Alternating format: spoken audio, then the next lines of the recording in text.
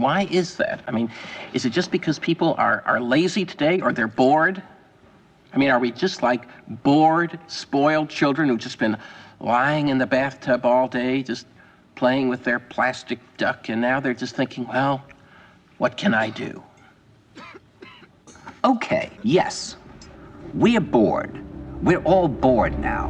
But has it ever occurred to you, Wally, that the process that creates this boredom that we see in the world now may very well be a self-perpetuating, unconscious form of brainwashing created by a world totalitarian government based on money, and that all of this is much more dangerous than one thinks, and it's not just a question of individual survival, Wally, but that somebody who's bored is asleep, and somebody who's asleep will not say no?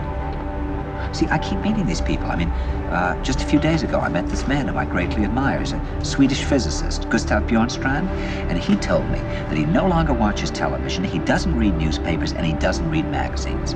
He's completely cut them out of his life because he really does feel that we're living in some kind of Orwellian nightmare now, and that everything that you hear now contributes to turning you into a robot.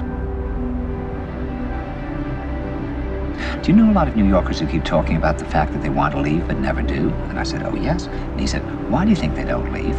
I gave him different banal theories. He said, oh, I don't think it's that way at all.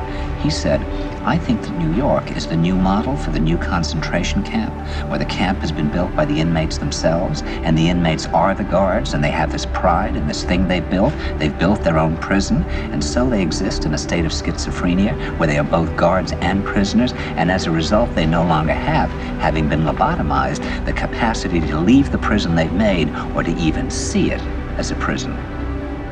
See, I think it's quite possible that the 1960s represented the last burst of the human being before he was extinguished, and that this is the beginning of the rest of the future now, that from now on there'll simply be all these robots walking around, feeling nothing, thinking nothing, and there'll be nobody left almost to remind them that there once was a species called a human being, with feelings and thoughts, and that history and memory are right now being erased, and soon nobody will really remember that life existed on the planet.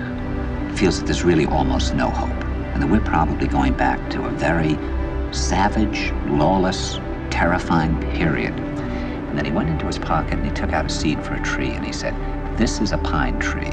He put it in my hand and he said, escape before it's too late.